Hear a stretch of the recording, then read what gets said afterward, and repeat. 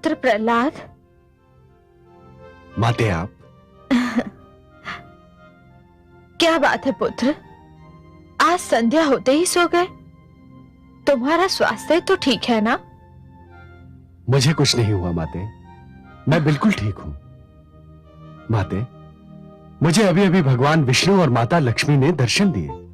अच्छा, कितना सौभाग्यशाली है तू। क्या कह रहे थे वे पुत्र? वो विरोचन और सुधन्वा के विवाद में मेरे निर्णय से अत्यंत प्रसन्न थे। माते, आप मेरे स्वास्थ्य के विषय में पूछ रही थी, किंतु स्वयं आप कितनी दुर्बल दिखाई दे रही हैं। कुछ नहीं पुत्र, कदाचित मैं भी थक गई हूं। आयु भी तो शरीर से अपना मूल्य लेती है। वृद्धावस्था में पग धर चुकी हूं मैं। मुझे कुछ और संदेह हो रहा है माते। संदेह? कैसा संदेह पुत्र? मैं बहुत अभागा हूं माते। यह तो क्या कह रहा है पुत्र? हाँ माते, मैंने 2 बार आपके मन को ठेस पहुंचाई है। एक बार जब मेरे कारण पिताश्री का वध हुआ। मैं जानता हूं माते कि आप पिताश्री से कितना स्नेह करती थी, कितनी सेवा करती थी आप उनकी। पर जब समय आया तो मैं विवश हो गया, कुछ न कर सका। और इस बार फिर जब मैं आपके लाडले पौत्र को वो न दे सका जो वो चाहता था, आपने पहली बार मुझसे कुछ मांगा और मैं दुर्भाग्यवश आपको वो भी न दे सका। इसी कारण आप निराश और अस्वस्थ हो गई हैं माते। नहीं पुत्र, मैं तो स्वयं को अत्यंत सौभाग्यशालिनी समझती हूं कि मुझे तुझ जैसा योग्य और कर्मठ पुत्र मिला। तू अपने पिता के आगे भी अपने सिद्धांतों पर अड़िग रहा और पुत्र प्रेम में भी तूने न्याय की डोर अपने हाथों से नहीं छोड़ी। जिस कार्य के लिए तुझे भगवान विष्णु और माता लक्ष्मी बधाई दे, भला उस पर मैं प्रसन्न क्यों ना होंगी? तेरा न्याय देखकर तो मेरे भी नेत्र खुल गए पुत्र। मैं तो स्वयं तुझसे क्षमा याचना करने आई थी। ऐसा मत कहिए माते, आपने मेरे कारण जीवन में बहुत दुख झेले हैं। मैं तो कई जन्मों में भी आपका ऋण नहीं चुका सकता। नहीं पुत्र, मुझे तभी चैन आएगा जब तू एक बार अपने मुख से ये कह देगा कि तूने मुझे क्षमा कर दिया। ये क्या हो गया आपको माते? तू नहीं समझेगा पुत्र, बस एक बार कह दे कि तूने मुझे, पुत्रवधू धृति को और पौत्र विरोचन को मन से क्षमा कर दिया है। पुत्र, मैं जब तक ये शब्द नहीं सुन लूंगी, मेरी व्याकुलता कम नहीं होगी। माते, माते, अरे कोई है? माते,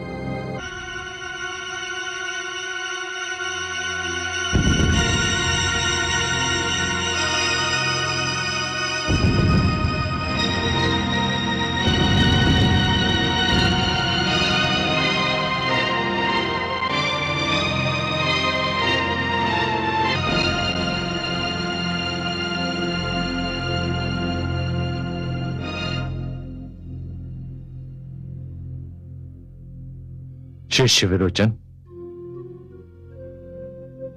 उधर क्या देख रहे हो? जिधर सूर्य अस्त हो चुका है, उस दिशा की ओर देखो जिधर से नया सूर्य निकलने वाला है। डूबता सूर्य हमारे किस काम का? गुरुदेव, मैं उस ओर इसलिए देख रहा था कि जिस प्रकार आकाश का सूर्य अस्त हो चुका है, उसी प्रकार मेरे सौभाग्य का सूर्य भी अस्त हो चुका है। यदि कन्या के न मिलने से असुरलोक के महान युवराज के सौभाग्य का सूर्य अस्त हो सकता है, तब तो ये समझ लेना चाहिए कि समस्त असुरलोक के भविष्य का सूर्यास्त हो गया।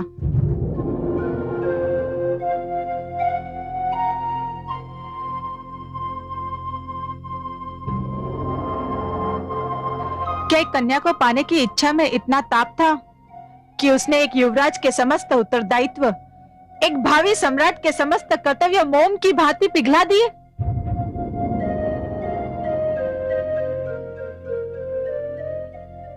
मुझसे इतने ऊंचे स्वर में बात करने का साहस आज तक किसी कन्या ने नहीं किया। और मैंने जिस युवराज को आदर्श माना था, उसके साहस का स्वर इतना नीचा भी हो सकता है? कौन हो तुम? ये दानवराज तारकासुर के महामंत्री विशालाक्ष की सुपुत्री विशालाक्षी है शिष्य। परंतु ये यहां क्या कर रही है? ये युवती अपने पिताश्री की अनुमति लेकर अपने लिए वर ढूंढने निकली है। दिन भर वर की खोज में व्यस्त रहती है और रात्रि को किसी मंदिर में जाकर शरण लेती है। ना जाने इसकी ये यात्रा कब समाप्त होगी। मुझे लगता था कि मेरी यात्रा समाप्त हो चुकी है कुलगुरु, किंतु युवराज, राजमाता का स्वास्थ्य अचानक बिगड़ गया है। महाराज ने आपको तुरंत आने का आदेश दिया है। क्या क्या हुआ दादीश्री को? पता नहीं युवराज, किंतु आपको तुरंत बुलाया है। चलो। कुलगुरु, मैं भी उस महान देवी के दर्शन करना चाहती हूँ जिसने सम्राट प्रहलाद जैसे महान व्यक्तित्व को जन्म दिया है। अवश्य पुत्री, आओ मेरे साथ। इतना कठोर दंड मत दीजिए मुझे माते। मेरे लिए तो माता भी आप हैं और पिता भी। आपके बिना रहने का न मुझे अभ्यास है और न कभी मैंने इसकी कल्पना की है। मेरा साहस टूट जाएगा माते, मैं टूट जाऊंगा माते।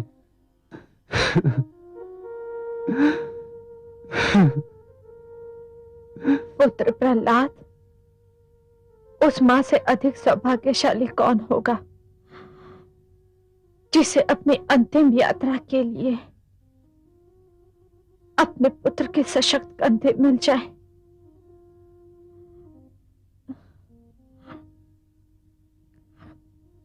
पौत्र विरोचन कहाँ है?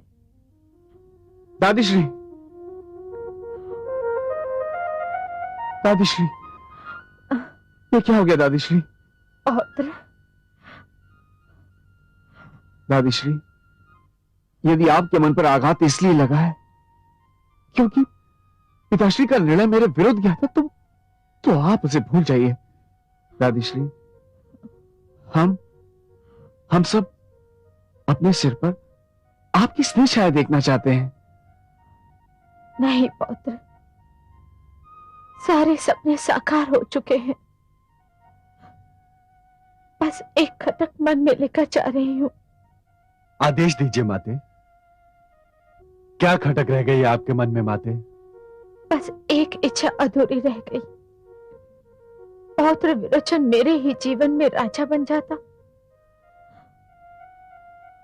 परंतु जीवन की हर इच्छा पूरी तो नहीं हो पाती। आपकी ये इच्छा अवश्य पूर्ण होगी माते। मैंने स्वयं संन्यास लेने का निर्णय कर लिया था। मैं आपको बताने ही वाला था कि आपका स्वास्थ्य बिगड़ गया। पिताश्री, ये इन सब बातों का समय नहीं है। नहीं पुत्र, यही समय है, यही उचित समय है। अब ये कार्य अभी होगा, इसी समय होगा। आप बहुत उचित समय पर आ गए गुरुदेव। यह कार्य अभी संपन्न होना है।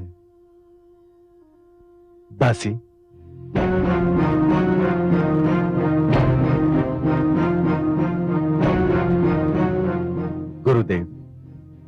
विरोचन का राज्याभिषेक कीजिए। पुत्र विरोचन,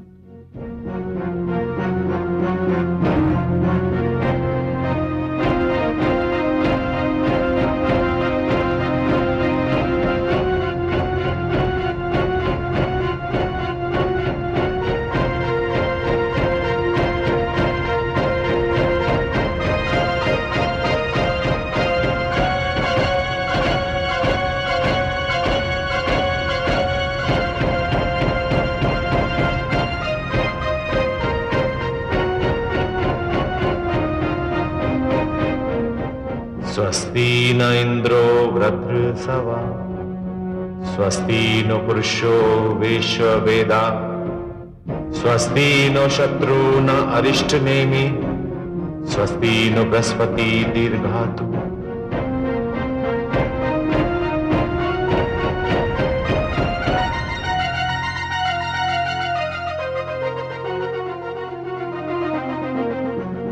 आयुष्मान भव।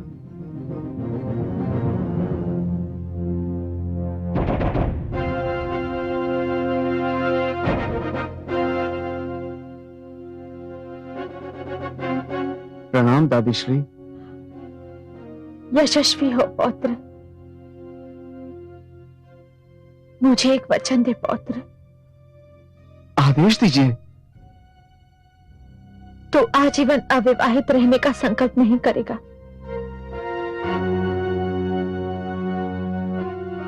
विवाह अवश्य करेगा पौत्र। हमारा वंश चलाएगा।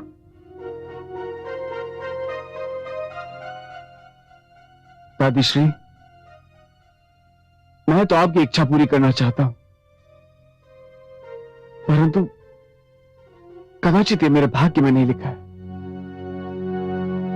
अपने व्यवहार के कारण मैं दीपावली के योग्य नहीं रहा, और लगता है आज भी भाग्य ने यह अवसर मुझसे छीन लिया।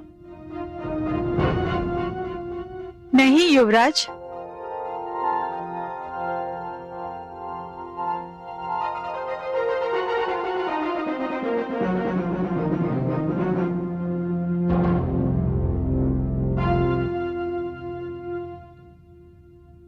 तुम कौन हो पुत्री? मैं दानवराज तारकासुर के महामंत्री विशालाक्ष की पुत्री विशालाक्षी हूँ। हे महादेवी, मैं अपने लिए वर ढूंढने निकली थी। मैंने युवराज विरोचन को देखा तो मुझे लगा कि मुझे और भटकना नहीं पड़ेगा। मैं आपसे निवेदन करती हूँ कि यदि आप मुझे युवराज के योग्य समझें तो मैं उनसे विवाह के लिए तैयार हूँ। परंतु मेरे पास इतना समय नहीं है पुत्री। यदि आप अनुमति दें तो मैं अभी इसी समय युवराज से गंधर्व विवाह कर सकती हूँ। चुप चुप जियो पुत्री। तुमने मेरी अंतिम यात्रा सरल कर दी। मेरी सारी इच्छाएं पूरी हो गई। हे गुरुदेव, इस मंगल कार्य को अभी कर दीजिए। अब मेरे पास अधिक समय नहीं है। पुत्र विरोचन,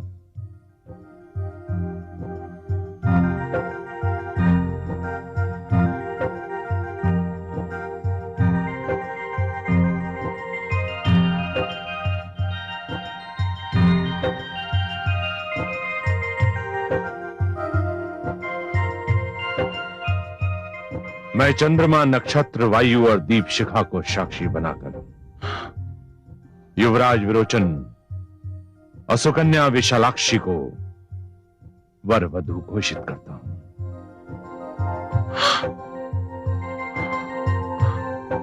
पुत्र प्रहलाद। दादीश्री, माताश्री, दादीश्री, माताश्री।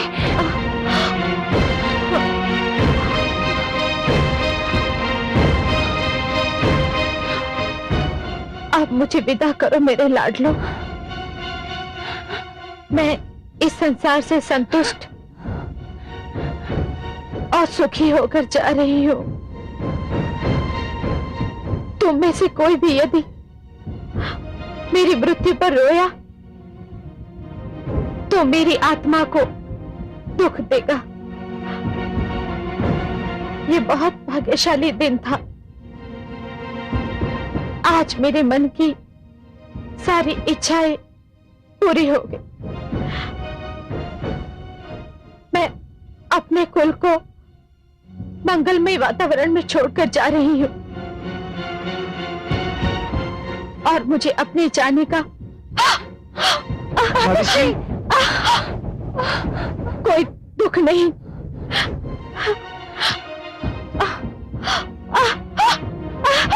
दादीश्री, दादीश्री, दादीश्री, माते, माते,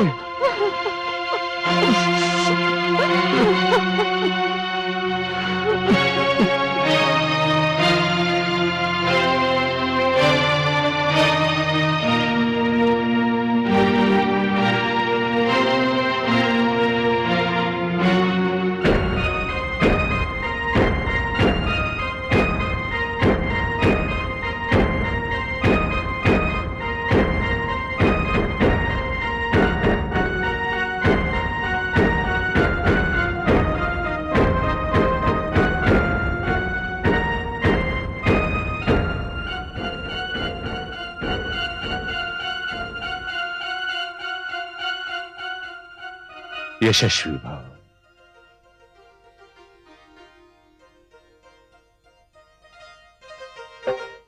आयुष्मान भव।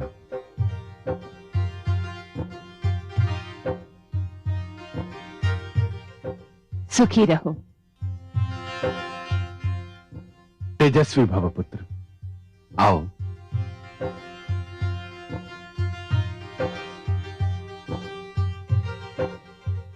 सिंहासन पर विराजो, अपना राजकाज संभालो और जनता को न्याय दो। पिताश्री, मैं आपसे अब भी यही विनती करता हूं कि आप अपना निर्णय बदल दें। असुरलोक को आपकी आवश्यकता है, मुझे आपकी आवश्यकता है और प्रजा भी यही चाहती है। पिताश्री, आपके होते हुए मैं स्वयं को इस सिंहासन के योग्य नहीं समझता। योग्यता तब तक सिद्ध नहीं की जा सकती जब तक उत्तरदायित्व की चुनौती स्वीकार न की जाए। पुत्र, हर पीढ़ी का कर्तव्य है कि वे नई पीढ़ी को आगे आने और अपनी योग्यता दिखाने का अवसर दे। मुझे बहुत प्रसन्नता है कि तुम मेरे रहते ही सिंहासन पर बैठ रहे हो और मुझे विश्वास भी है कि तुम अपने उत्तरदायित्व को भली भांति निभाओगे।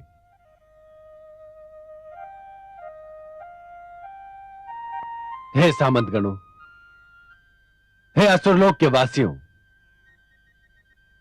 मैंने यथाशक्ति आप सबकी सेवा की है और आप सबको न्याय देने का प्रयत्न किया है। मुझे आशा ही नहीं विश्वास है कि आप सब मेरे पुत्र को भी वही सहयोग देंगे जो आपने मुझे दिया। अब मुझे अनुमति दीजिए और मुझे विदा कीजिए।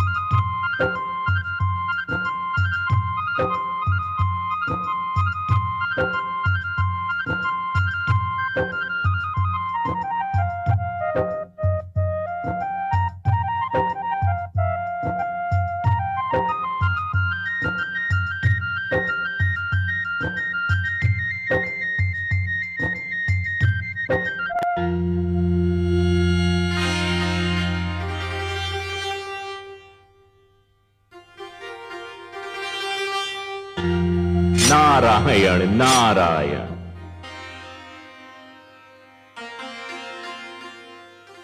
आज बड़ी प्रसन्न दिखाई दे रही हैं माते। हाँ देवर्षि, मेरा पुत्र प्रहलाद कितना महान है। ऐसे महान भक्त और महान त्यागी को सारा संसार कभी भी भुला न पाएगा। जो उसने आज किया वो सदा के लिए एक उदाहरण बनकर रह जाएगा। आपका संकेत किस महानता की ओर है माते? देवर्षि, सत्ता और सिंहासन कौन छोड़ता है? पुत्र हर पल ये आस लगाए रखता है कि उसके पिता का अंत हो जाए और सत्ता उसके हाथ आ जाए, और पिता हर पल पुत्र की ओर संदेह से देखता है कि कहीं उसका पुत्र उससे उसकी सत्ता छीन न ले। किंतु मेरे पुत्र प्रहलाद ने स्वयं अपने सिर से मुकुट उतारकर अपने पुत्र को सत्तारूढ़ किया है। मेरा पुत्र चाहता तो कई वर्ष तक राज कर सकता था। उसकी भुजाओं में बल था, उसकी विचार शक्ति तब भी प्रबल थी, और उसकी प्रजा तब भी उस पर अपने प्राण न्यौछावर करती थी। फिर भी उसे राज्य का मोह नहीं था। ये भक्ति का प्रभाव था, विवेक का प्रमाण था माते। प्रहलाद ने यह रहस्य जान लिया था कि हर पीढ़ी को चाहिए कि वो आने वाली पीढ़ी को प्रोत्साहन दे, उसे आगे बढ़ने और जीवन का भार स्वयं उठाने का अवसर दे। मेरे पुत्र का जीवन तो तप और त्याग का एक जीता जागता उदाहरण है। असत्य पर सत्य की विजय की कथा तो उसी से आरंभ होती है और उसी पर उसका अंत होता है। कहीं तो मैं आपसे सहमत नहीं हूं माते। क्यों देवर्षि, आप मुझसे सहमत क्यों नहीं? मैंने कोई अनुचित बात तो नहीं कही। अनुचित बात तो नहीं कही आपने माते, किंतु भावुकता से परिपूर्ण बात अवश्य कह दी। मैं समझी नहीं देवर्षि। इसे भले ही कोई विडंबना कहे, किंतु ब्रह्मांड में सत्य और असत्य, धर्म और अधर्म, इनका जन्म तो एक साथ ही हुआ है, और इनका अंत भी तभी होगा माते जब पूरे ब्रह्मांड का अंत हो जाएगा। और जब तक ब्रह्मांड का अंत नहीं होता तब तक सत्य और असत्य, धर्म और अधर्म, इनका संघर्ष तो चलता ही रहेगा माते। यदि ऐसा न हो तो महानता और हीनता की परीक्षा कैसे हो? माते, सत्य तो यह है कि यदि असत्य न हो तो सत्य की महानता का ज्ञान कैसे हो? अधर्म न हो तो धर्म की पवित्रता का पता कैसे चले? ये युद्ध तो सदा से चलता रहा है माते, और चलता ही रहेगा। तो क्या असत्य कभी सत्य से नहीं हारेगा? हारेगा माते, अवश्य हारेगा। जब भी असत्य और सत्य के बीच युद्ध होगा, असत्य ही हारेगा, किंतु वह अपनी हार कभी मानेगा नहीं। अवसर पाते ही वह अपना सिर फिर उठाएगा और सत्य पर आघात करने की चेष्टा करेगा। माते, सूर्य के तेज से भयभीत होकर अंधेरा भाग जाता है, किंतु जैसे ही दिन भर की यात्रा करने के उपरांत सूर्य थककर चूर हो जाता है, अंधेरा पुनः अपना सिर उठाने लगता है। इसी प्रकार माते, असत्य भी सत्य के समक्ष खड़ा नहीं हो सकता, किंतु समय के साथ साथ जब सत्य शिथिल पड़ जाता है, असत्य फिर अपना रंग दिखाने लगता है। तो इसका अर्थ यह हुआ कि प्रहलाद ने जिन आसुरी शक्तियों का दमन किया था, वो एक बार फिर सिर उठाने के लिए व्याकुल हैं और केवल अवसर खोज रही हैं। आपका अनुमान सर्वथा सत्य है माते। देवर्षि, क्या असुर लोक में फिर कोई नया उत्पात जन्म लेने वाला है? क्या इतिहास स्वयं को दोहराने वाला है? माते, यदि प्रहलाद की संतान और उसकी संतान की संतान ने इतिहास से सीख नहीं ली, तो उसे इतिहास दोहराने का दंड तो अवश्य ही मिलेगा। मेरा मन तो कांप रहा है, न जाने क्या होने वाला है आगे। माते, ये मैं खुलकर इसलिए नहीं बता सकता क्योंकि ये मेरे पिताश्री ब्रह्मा का क्षेत्र है। भाग्य विधाता तो वही हैं। उन्होंने प्रहलाद की संतान के भाग्य में क्या लिख दिया है, ये तो वही बता सकते हैं। मेरा कार्य तो सृष्टि की रक्षा के लिए अपने नारायण का संदेश घर घर में पहुंचाना है। माते, ये न भूलिए कि दैत्य गुरु शुक्राचार्य अब भी उन्हीं के बीच हैं। उनके अपमान के घाव ऊपर से दब तो गए हैं, किंतु अंदर से भरे नहीं हैं। माते, जब भी अहंकार की पुरवाई चलती है, उनके घावों में टीस फिर से उठने लगती है।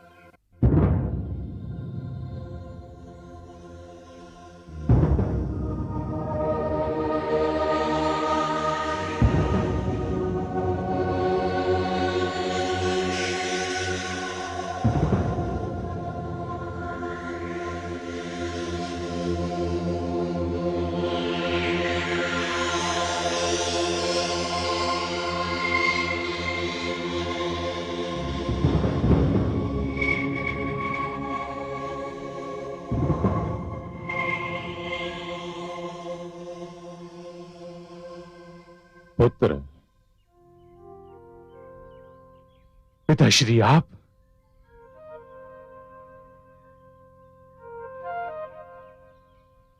मैं आपके दर्शन से धन्य हो गया पिताश्री।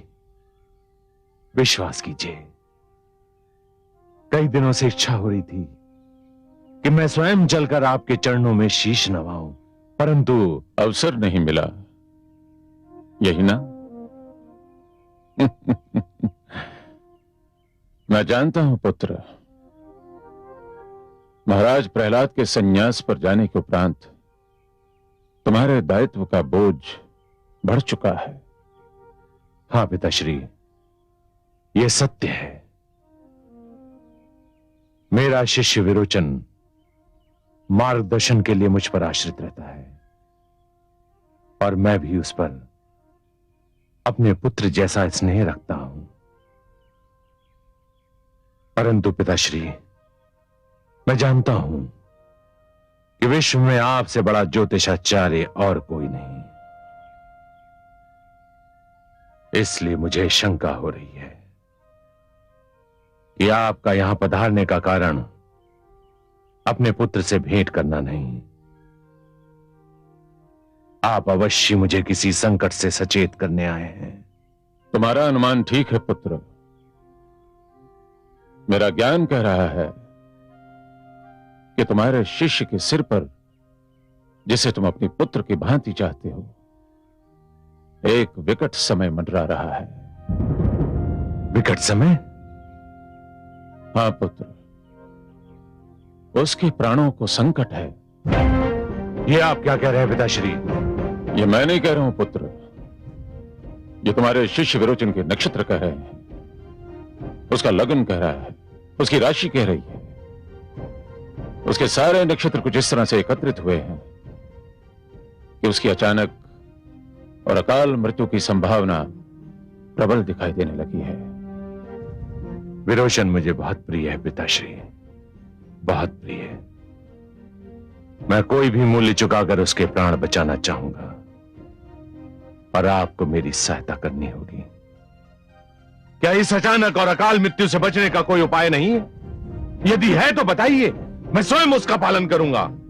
यदि उपाय न होता पुत्र, तो मैं केवल यह बताने इतनी दूर न चला आता कि तुम्हारा शिष्य काल के मुख में समाने वाला है। उपाय है पुत्र, उपाय है,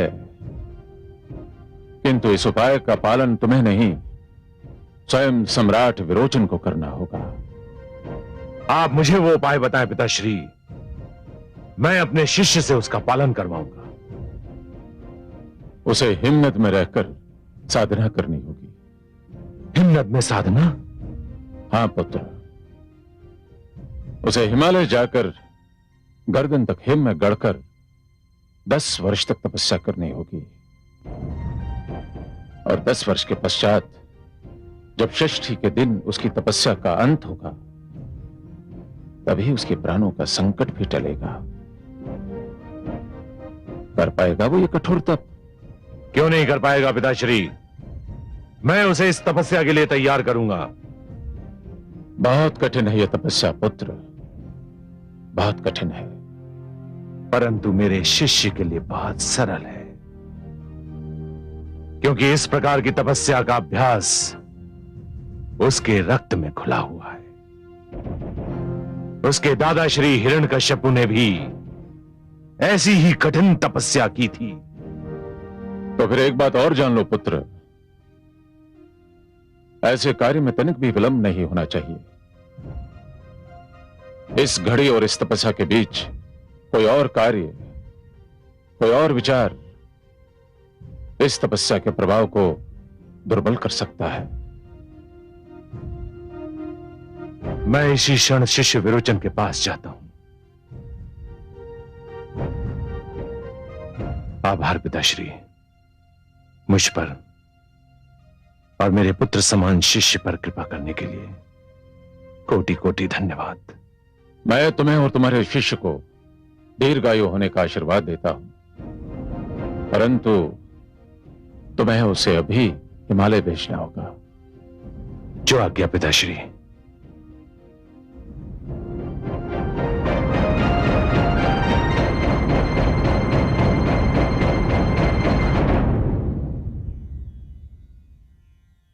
इसी समय गुरुदेव?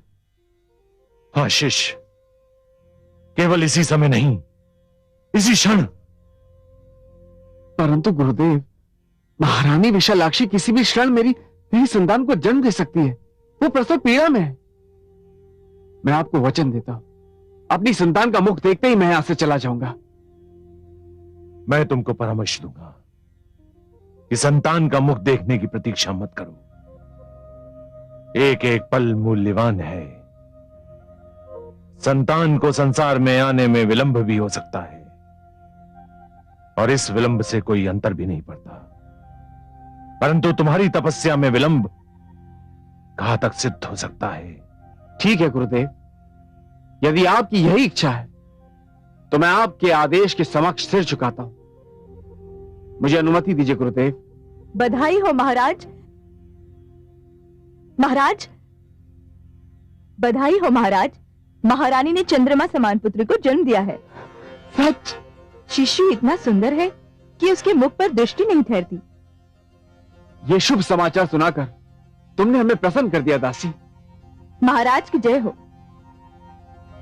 देखा गुरुदेव, मेरे पुत्र ने संसार में आने में देर नहीं लगाई। वो कदाचित नहीं चाहता था कि मैं उसे देखे बिना यहां से चला जाऊं। आइए गुरुदेव, इस शुभ घड़ी में आपकी उपस्थिति मेरा बहुत बड़ा सौभाग्य है। आइए गुरुदेव।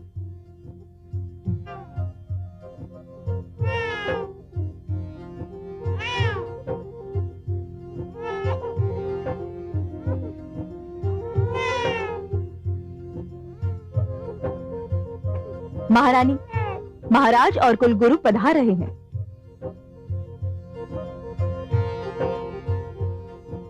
लेडी द्रौपदी, विश्राम तुम्हारे लिए नितांत आवश्यक है। कितना सुंदर है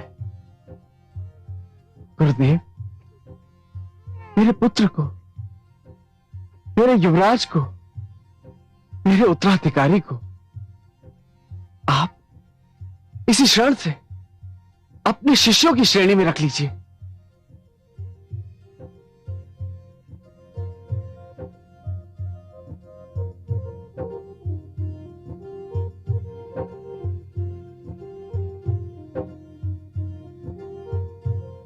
मैं इसका गुरु बनना स्वीकार करता हूं। तो फिर अपने नवजात शिष्य को कोई सुंदर सा नाम भी दे दीजिए गुरुदेव। इसका नाम तो मैंने इसके जन्म लेने से पहले ही सोच लिया था। ये नन्हा सा शिशु एक नए युग का निर्माता होगा, एक नई परंपरा का जन्मदाता, एक नए इतिहास का रचयिता होगा। मैंने इसका नाम सोचा है। इसका नाम होगा बलि।